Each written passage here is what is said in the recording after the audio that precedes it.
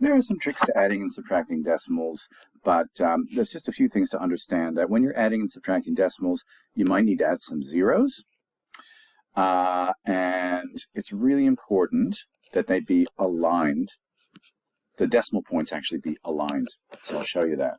Location of the decimal point in the answer is directly in line, if we're adding and subtracting, to each of the decimal points in the question. Aligned comes up a lot.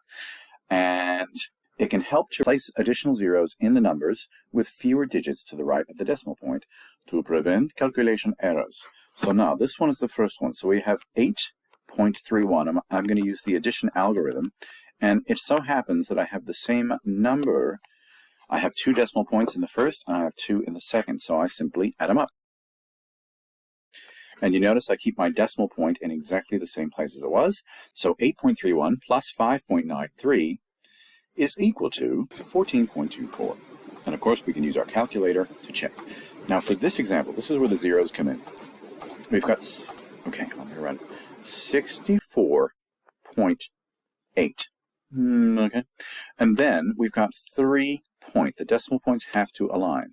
0, 1, 2. Then we've got 5.94. And we're going to add all these together. So this is where we place additional zeros because 3.012, we have tenths, hundredths, thousandths. And so we want to put something in their place just to make sure. Now that looks a lot more palatable and it looks a lot more like something I can figure out. So now let's add them up. So now you can see with those additional zeros, we've lined up all the tenths, hundredths, thousandths, everything to the right of the decimal point to get our correct answer. Same-o happens when we've got subtraction. So in this example, we're going to take the bigger number, which comes first, and subtract the smaller number, which comes second, making sure we line up the decimals. And there's our answer, 2.71.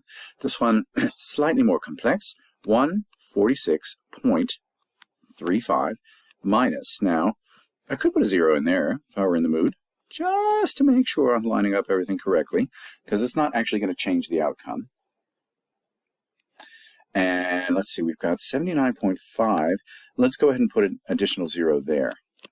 So now we're going to subtract. And of course, we're going to check it with our calculator, and then we're ready to go.